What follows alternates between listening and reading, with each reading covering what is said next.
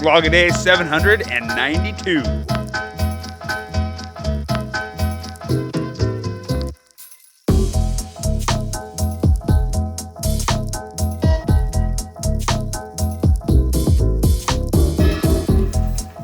Good morning. It's Monday for you. It's Sunday for me. That's the time vortex that I live in because my vlogs always come out a day after I film them. It gets really, really confusing. Today I'm going to try and demystify a few of the things around how I vlog. I realize there are tons of people out there that can tell you how to vlog. I'm not here to tell you how to vlog. I'm here to tell you how I vlog because it's all I really know anyways. And I've been asked endlessly how I do so many different things. I'm going to try to answer all those questions. And if you are interested, stick around. If you don't want to see how sausage is made and you're worried that if you see how it's made, it's going to ruin the magic for you, maybe come back later because this isn't going to be pretty. I'm going to try and show you how I shoot, how I edit, how I think about everything. And primarily, I'm going to be focusing on how I try to tell a story. Because at the end of the day, vlog is useless if I'm not telling a story. I don't want to just walk around with the camera in my face and be like, today, I didn't shave my neck beard because my razor is dead.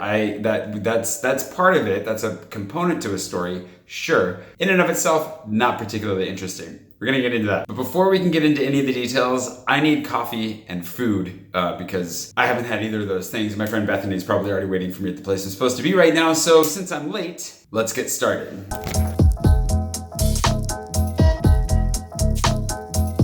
Just in case you're unaware, there's a lot of back and forth like this.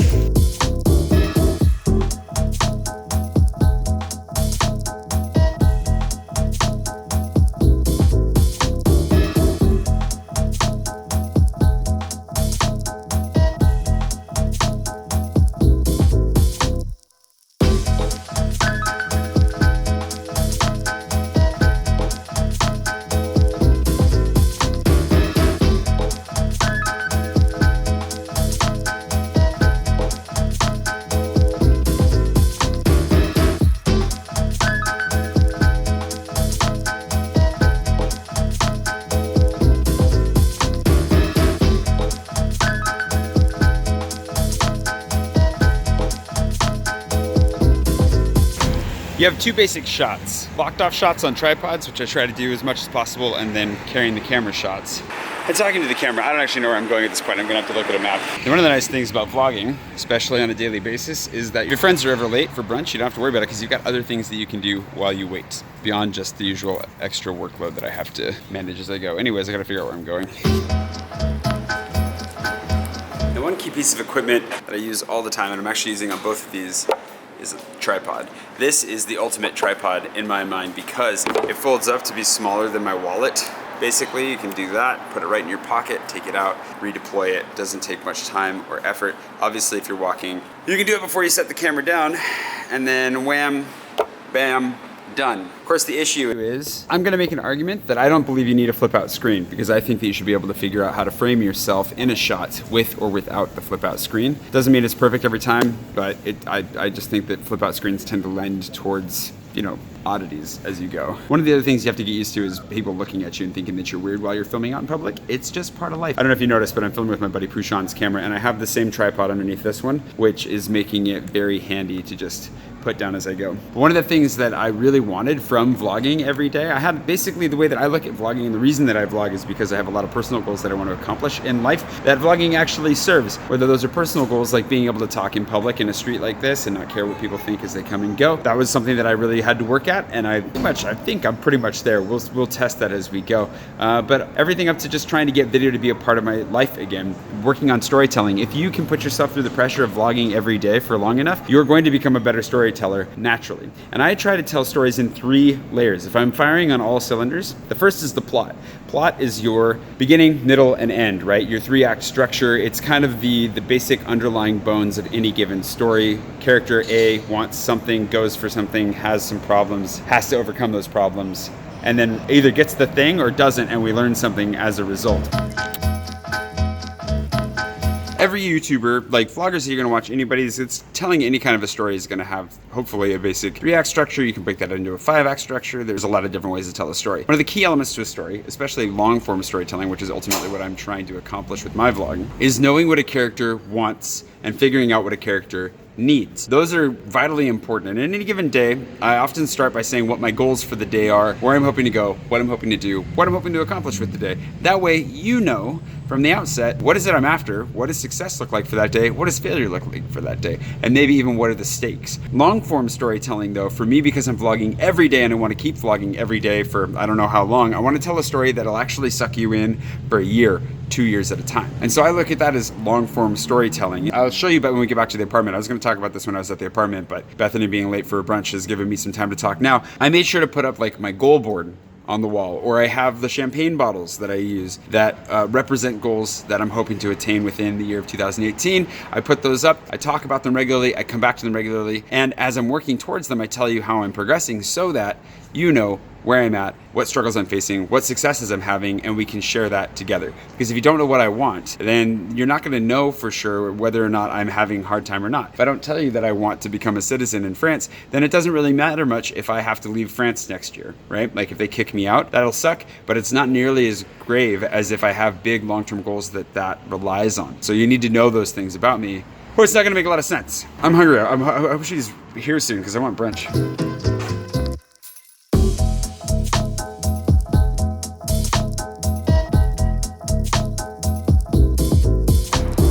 Sometimes you have to wait for people. Apparently Laura's gonna join us now too. This is the part where I get really hungry and I don't know what to say anymore because I just want food. I'm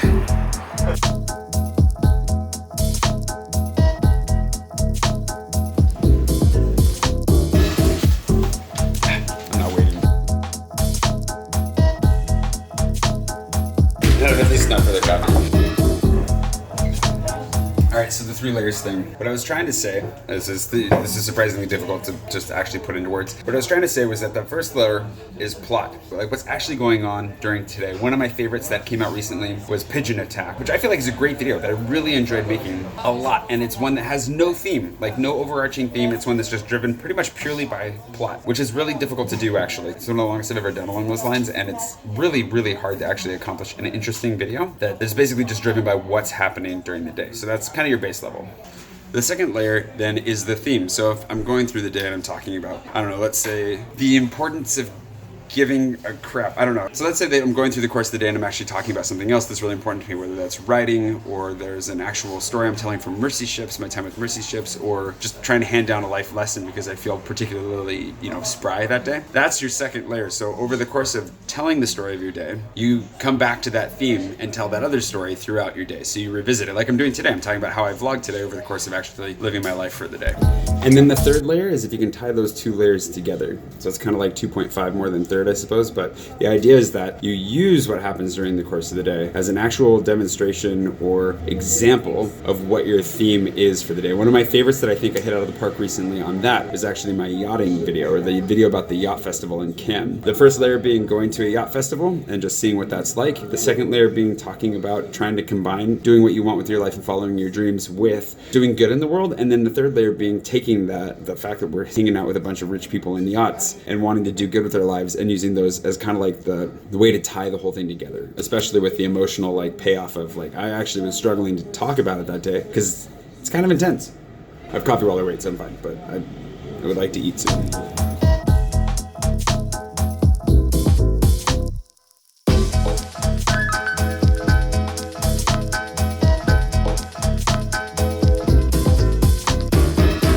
At the end of the day, I can't promise that I ever hit all 3 of those layers in succession, that I actually nail them. So the nice thing about vlogging every day is that you can always tell the story of what happened during that day. And everything's interesting. It's all in how you present it. Doing laundry can be interesting. Eating food's really not that interesting if you think about it, but if you present it well, show what you're doing, talk about it a little bit. Like the caramel sauce, very, very good. Eggs Benedict were decent, the coffee was good. We had a split decision on whether the acai bowl was actually amazing or not between those 2, but it was a tasty place. You have that to talk about over the course of the day, but ideally, you would use what you were doing, like eating breakfast here, to illustrate some other point, or just entertain people by doing that and leaving it at that. Anyways, moving on.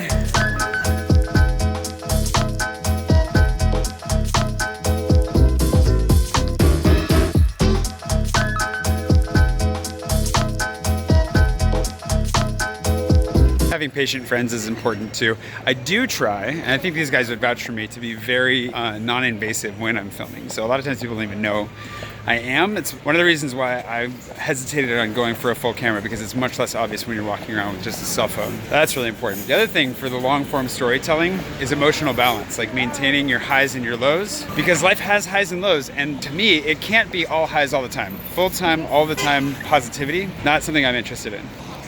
How would you say that, as far as how invasive or intrusive is it when I film, when I'm vlogging? Very uninvasive. Speaking of invasive, not invasive. Yeah. I've got to get that one. Yeah, you do. I wasn't gonna say anything. Good job. Did you like that segue? Yeah. Got it. Bazinga. I'm also wanting to use one of these in the future, because then I can actually include my phone as a character more. Instead of screenshotting when I get a new Space Invader, I can just show it on my phone and be done. It'd be really nice.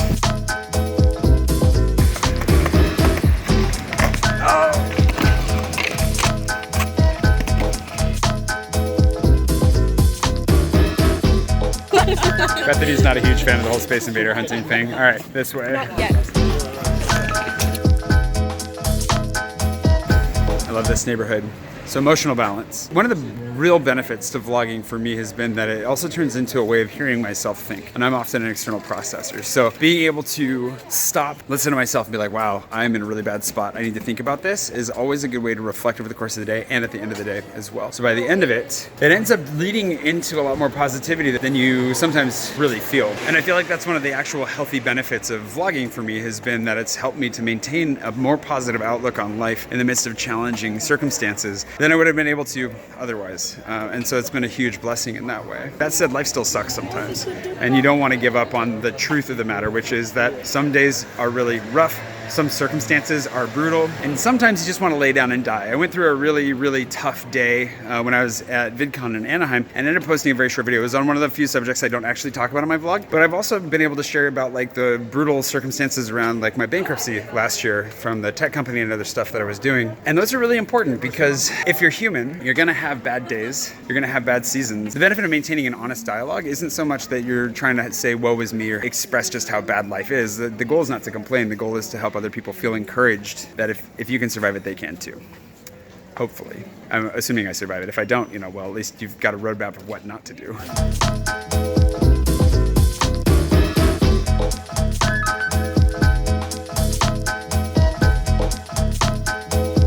Brunch was a success, but now we're trying to find a location for Bethany to get a little bit of her travel admin done, and nowhere with Wi-Fi and coffee has any space so far. So we'll go to another one of my favorites that's closer to where they're going this afternoon, and then I'll leave them there because they've got plans for the afternoon, and I'm gonna try and find some more fancy things to do and show you as I go. But I think that the reason that I've harped as much on storytelling, and I will keep harping on it, is because that's all that matters at the end of the day. It doesn't matter what camera you're using. It does matter the quality of your sound.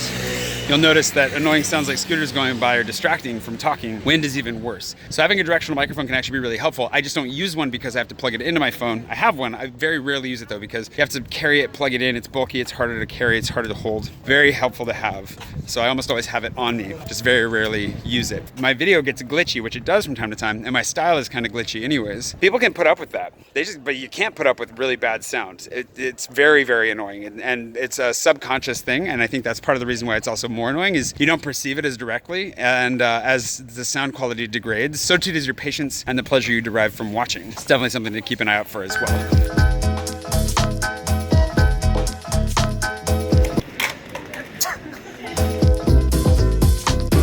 This week, as I test out like the different cameras and so forth and try to put them through their paces, I'll get more into the technical details of how I think about transitions, motion, movement, all those kinds of things. But to me, it's really, really important that the story is always moving, that things are always moving forward. So either I'm stopping and I'm talking like this, which breaks things up and that, keeps the more explicit story going, or we're filming motion, where I'm at, context. And so you end up with a couple of different kinds of shots as far as like motion, establishing shots, or expositional shots. I think those are three ways you could break it down. I have notes on this somewhere, but that's what comes to mind.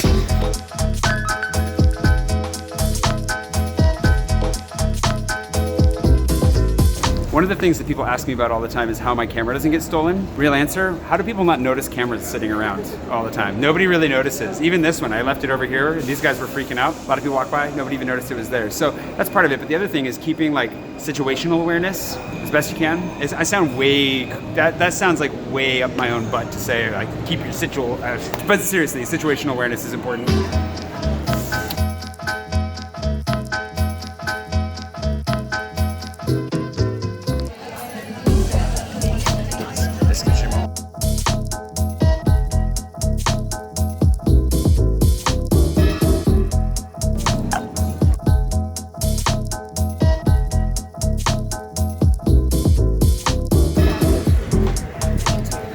Time lapses, there are multiple times to use time lapses in multiple forms. One is establishing shots. So you put it outside, like these guys are going to the train station now, and I'm gonna probably try to do one outside the train station because it's pretty, but also because we'll be stuck there for, well, they won't be, they'll be gone for a minute, but I'll just do it, you know, to show you where we're at. The other is to show interesting things that take a long time and you normally would never see. So that's one of the reasons time lapses are interesting, is because clouds don't seem to move when you watch them, and coffee takes forever to brew, but if you speed it up, it's interesting. However, rule of thumb that you should always remember is nobody gives a shit about your time lapses or your footage. It has to serve a purpose. There has to be a reason. It has to help the story, or it's only going to get boring and nobody's really going to care. It doesn't matter how pretty it is, doesn't matter how cool you think it is. If it doesn't serve the story, if it doesn't advance things along or help you understand things, you got to cut it. Which brings us to something that we should probably talk about, which is killing your darlings. Talk about that here in a minute.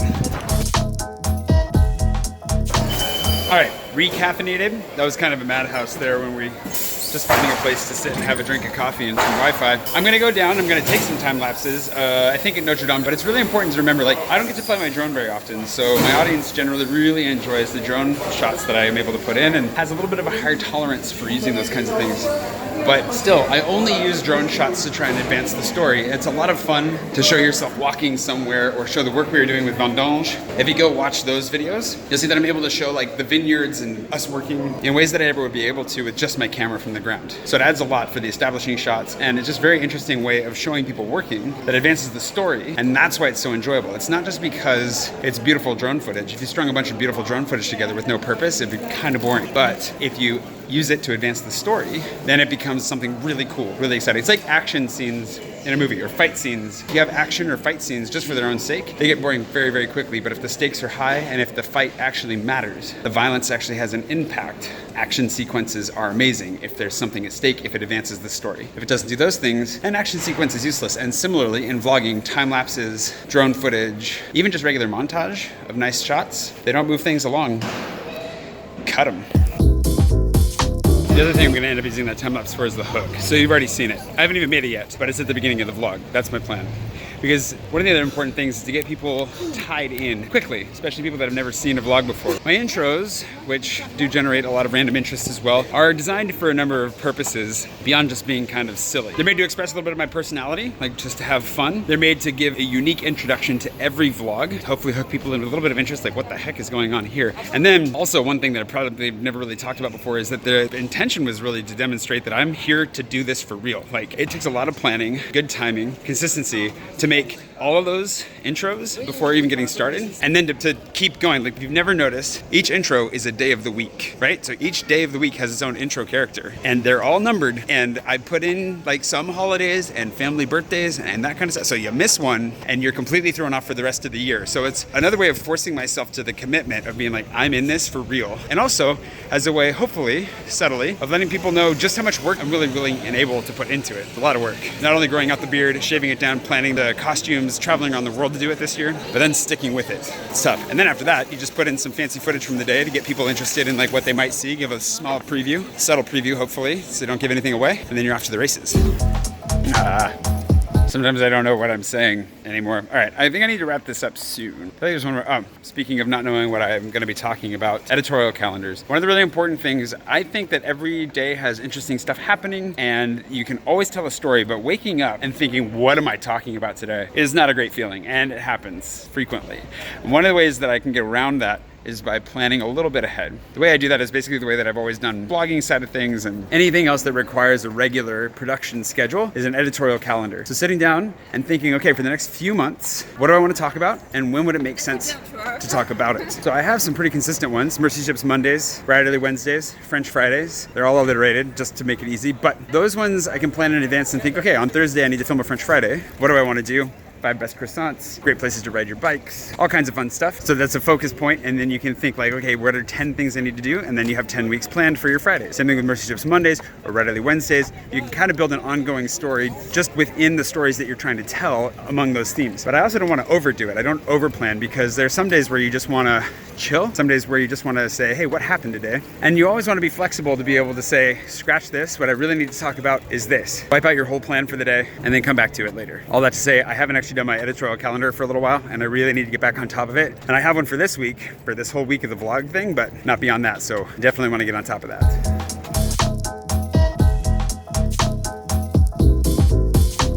That overall is how I vlog. I'm sure that I missed some things.